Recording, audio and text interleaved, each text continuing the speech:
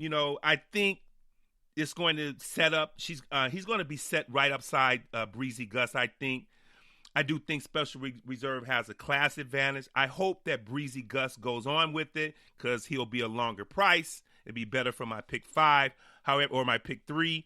However, Special Reserve does probably have a class advantage, and if he hooks Breezy Gus, he'll probably go by. We'll see. We'll see. We'll just see how the track plays today and how the race unfolds. So the 3 I'm using, Mucho is the number 3, the number 7, Breezy Gus, and the 8, Special Reserve. The 12th race is the Grade 2 Dinner Party, and its purse is $250,000 for 3-year-olds and up, and they're going to go a mile in the 16th on the grass. A very, very interesting colt I like in this race is the number 3, Kura Mata, this Irish bred. He's okay. Chad Brown trains him. Started off overseas on a poly track, and didn't run. It was really kind of a long shot or a big long shot at 33-1, but when it came over to the States in Chad Brown at Tampa and aired just barely won by 3/4 of a length in a straight maiden affair. The buyer was modest 82, but then went to Aqueduct and is coming up the conditions very, very nicely.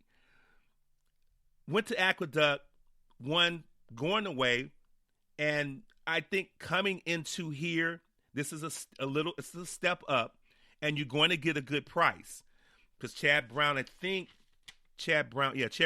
the favorite Sacred Life in this race as well. So I'm looking at the way this colt is progressing through the ranks. He's very, very hot, and I think it's going to be very, very tough. This is a perfect type of runner I like to see. I ride on, down on the rail, saving ground. I can just see the race playing in my head right now.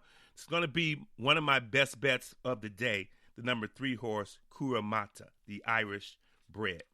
And I'm going to use the other Chad Brown runner, Sacred Life, coming out of the Maker's Mark at Keeneland. The 101 buyer towers over this field. First race back, since September, didn't really sap the well dry. I like that. Finishing 3rd to Raging Bull. Now, this is going to be the race. Like I said, I've said this many times before. I'm not that 3rd race back type of handicapper. One race, that's all you need. And then, if you need that most times. But one race, Chad Brown is not looking to give this horse a prep. This is going to be a fireable race. So the 3, Kura Mata, and then the 5, Sacred Life, the 2, Chad Brown horses. I would have used Bye Bye Melvin on the outside. That was going to stretch the ticket. Bye Bye Melvin is run really, really well on less than firm turf courses, and you're not going to get that today. So that is why I kind of dislodged the 8 Bye Bye Melvin. So just 2 runners in that race, the 3 and the 5. So in the final leg, the Preakness itself, grade 1, $1 million, a mile and 3/16. No scratches, 10 are going to run. We know about Medina Spirit. We know about Concert Tour. We know about what's been going on. I covered that in my Preakness show you can find online as well. So I'm just going to concentrate on who I'm picking and why. I'm not going to take Medina Spirit today. I like beaten favorites. I took Medina Spirit in the Kentucky Derby along with Mandaloon. Got a nice little exacta. But today I'm not going to use Medina Spirit. I'm going to use the 2 outside runners, the 2 outside coats, Risk Taking and Concert Tour. Now, I do want to say I want to cover the 4 Crowded Trade here. Now, this is another Chad Brown horse, and I know I really believe that these 2 Chad Brown coats are going to take some money because handicappers are going to think back to Chad Brown's runner a few years ago, Cloud Computing, who Chad Brown skipped the Derby, came to the Preakness, and won with Cloud Computing. But you have to ask yourself, if you believe that, which one of Chad Brown's runners here out of Crowded Trade or Risk Taking is possibly Cloud Computing? Well, let's take a look at crowded trade. They both come out of the wood. They were both well bet. I watched both of those races. I watched both of those horses in that race many times over the last couple of days. And even though crowded trade made a big move and he ran by a couple of horses, but then long shot Bourbonic ran by him. And on paper, crowded trade's race looks a lot better than it does visually. I did not like the way crowded trade finished. That might be the reason he skipped the Kentucky Derby. I think that this is a better spot for him, the Kentucky Derby, but I do like his stablemate better, which I will get to later. I did want to mention this is why I do not like today the Chad Brown's other runner, Crowded Trade. I want to kind of set the record straight for that. Let's go all the way to Risk Taking, the other Chad Brown runner in here, 15-1 on the morning line.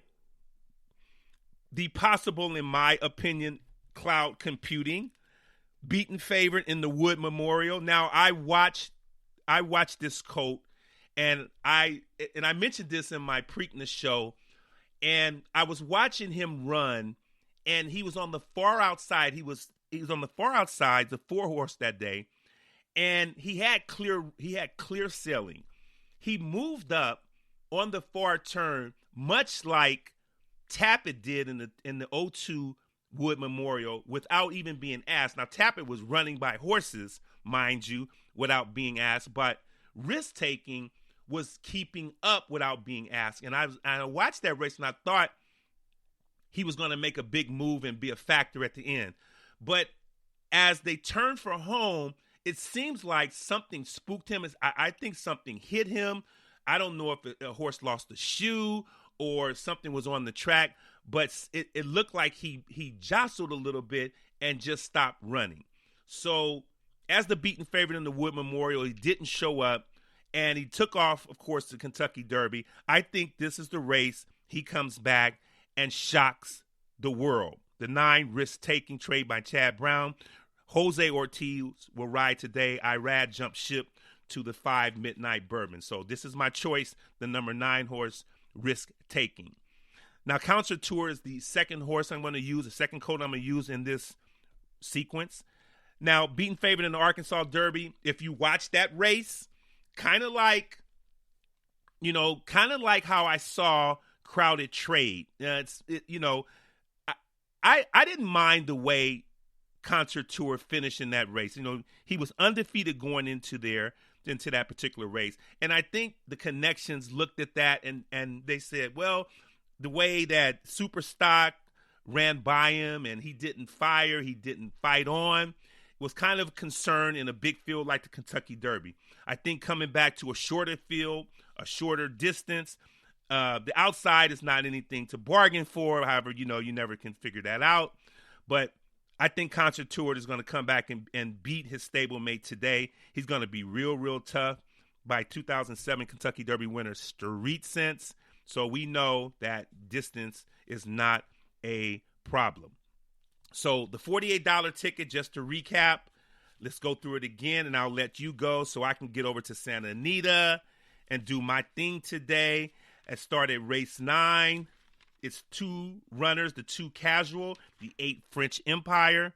In race 10, the 1 Bodor, the 5 Hollis, the 7 Dubini, and the 8 Love You Much. In race 11, it's the 3 Mucho, the 7 Breezy Gust, and the 8 Special Reserve.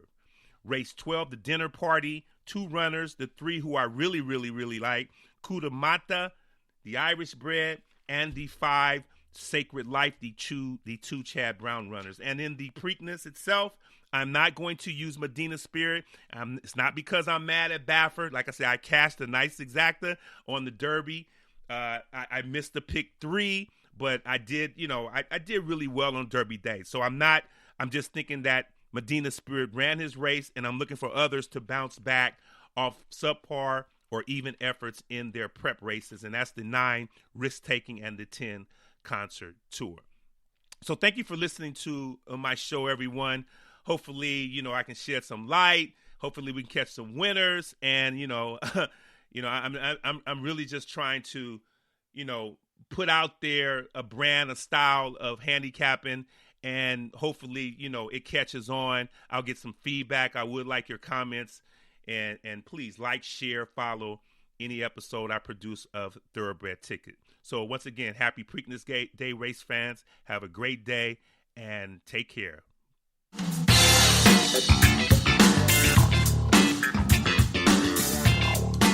This has been the exotic wager portion of Thoroughbred Ticket with your host, Kenneth Moultrie.